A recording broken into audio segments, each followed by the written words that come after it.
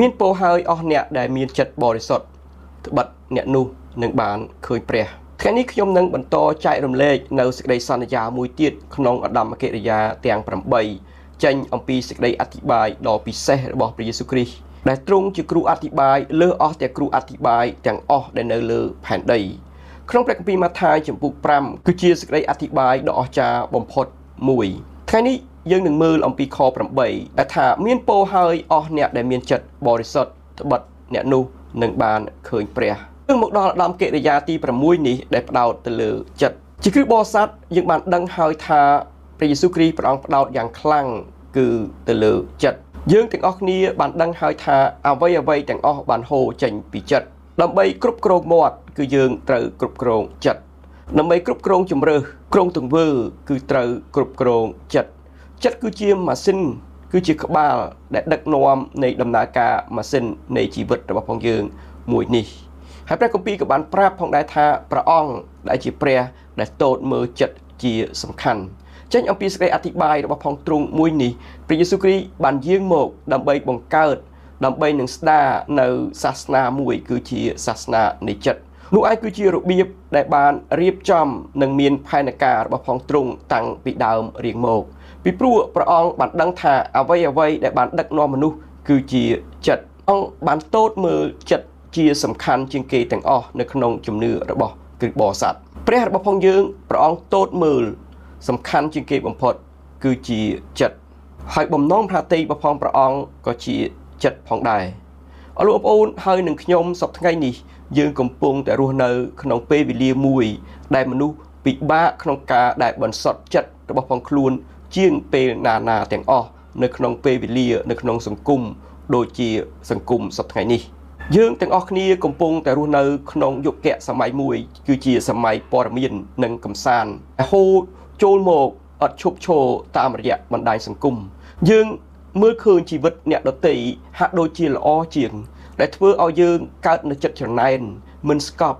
កើតឲ្យមាននៅមហិច្ឆតាដែលចង់បានលើសពីសមត្ថភាពរបស់ផងខ្លួនអ៊ីនធឺណិតងាយនឹងនាំយើងទៅរកអ្វីដែលប៉ះពាល់ដល់ភ្នែកនិងចិត្តដែលធ្វើឲ្យយើងពិបាកនឹងបន្សុទ្ធចិត្តហើយដែលនាំឲ្យចិត្តរបស់ផងយើងទៅជាគំនិតដែលសៅមងវប្បធម៌សពថ្ងៃដែលហូរយ៉ាងខ្លាំងនៅសម្ភារៈនិយមដែលយើងមើលឃើញកើតឡើងនៅក្នុងសង្គមរបស់ផងយើងមនុស្សជាច្រើនឲ្យតម្លៃទៅលើអ្វីដែលគេមានជាជាងអ្វីដែលនៅខាងក្នុងរបស់ផងគេអរលោកបងប្អូនហើយការដែលអ្នកជឿផ្ដោតយ៉ាងខ្លាំងតែខាងក្រៅការសន្សំទ្រព្យការសន្សំតួនាទីការសន្សំបុណ្យស័ក្តិចិត្តរបស់ផងយើងនឹងបែកខ្ញែកយើងនឹងលែងផ្ដោតទៅលើព្រះគឺគុណធម៌នឹងការត្រាស់ហៅរបស់ផងព្រះទៀតហើយយើងចាប់ផ្ដើមរត់តាមនិងផ្ដោតអ្វីដែលជាលោកីដែលសំខាន់ជាងជីវិតដូចសប្តាហ៍ថ្ងៃនេះគឺជាជីវិតដែលប្រញាប់ប្រញាល់ធ្វើឲ្យយើងខ្វះនៅភាពស្ងប់ស្ងាត់ដែលនៅក្នុងជីវិតរបស់ផងយើងខ្វះនៅភាពបរិសុទ្ធនៃចិត្តមកក្នុងជីវិតរបស់ផងយើងភាពបរិសុទ្ធនៃចិត្តត្រូវការពិនិត្យមើលខ្លួនឯងត្រូវការអធិដ្ឋាននៅពេលដែលយើងរវល់នឹងការងារឬការសិក្សាខ្លាំងពេកធ្វើឲ្យយើងខ្វះពេលសញ្ជឹងគិតនិងបំណងពិតប្រាកដដែលព្រះទ្រង់បានដាក់ឲ្យយើងជាពិសេសនៅទង្វើរបស់ផងយើងដែលធ្វើជាមួយនឹងព្រះអង្គ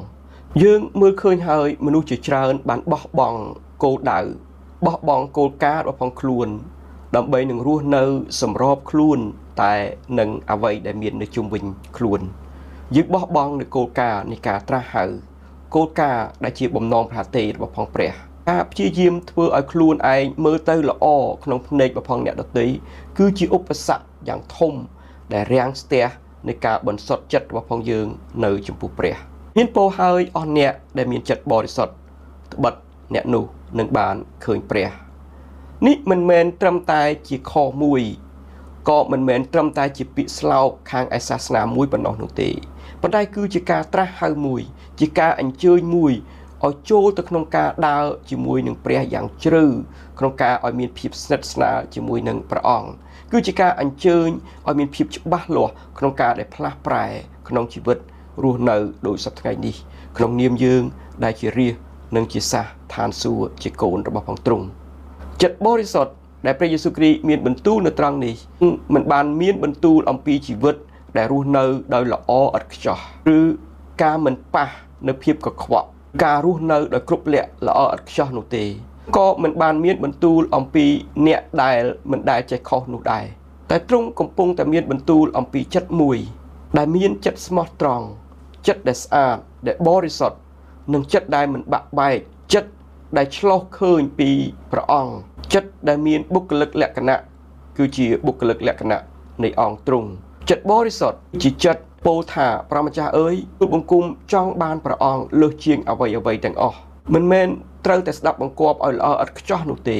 ប៉ុន្តែគឺជាសេចក្តីដែលប្រាថ្នានៅភាពល្អឥតខ្ចោះបរិសុទ្ធគឺជាចិត្តដែលមានចេតនាស្អាតបរិសុទ្ធព្រះមិនត្រឹមតែឃើញនៅទង្វើរបស់ផងយើងប៉ុណ្ណោះទេតែទ្រង់ឃើញថាហេតុអ្វីបានជាយើងធ្វើនៅអ្វីដែលយើងកំពុងតែធ្វើនោះចិត្តបរិសុទ្ធគឺជាចិត្តដែលឲ្យទោះបើគ្មានអ្នកណាម្នាក់ឃើញក៏ដោយចិត្តបរិសុទ្ធគឺជាចិត្តដែលអធិដ្ឋានទោះបើមានបំណងឬមិនមានបំណងគ្មានអ្នកណាស្ដាប់ឮក៏ដោយចិត្តបរិសុទ្ធជាចិត្តដែលស្រឡាញ់ទោះបើគ្មានអ្វីតបស្នងមកវិញគ្មានអ្នកណាម្នាក់អបអរសាទរនឹងក្តីស្រឡាញ់នោះក៏ដោយអ្នកដែលមានចិត្តបរិសុទ្ធអ្នកនោះនឹងបានឃើញព្រះ